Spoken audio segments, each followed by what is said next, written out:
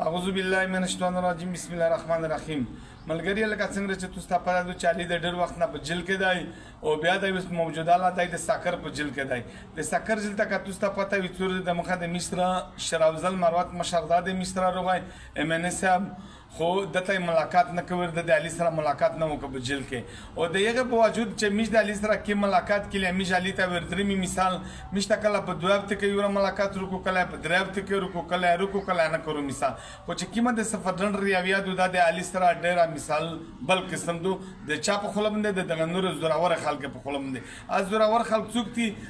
اجرنلون بیا توس په ځان ټوله دنیا په ځان خو د هغه په وجود زنن علي ته ورغله او نن مو د سره ملاقات نه وکړ پارین زه ورغله مو د سره ملاقات نه وکړ د نن په جیل کې بوک هړتال کړی دی علي بي مور دی د شوګر مریض دی د بلډ پریشر مریض دی د ګردې مریض دی په علي باندې چې څه وشي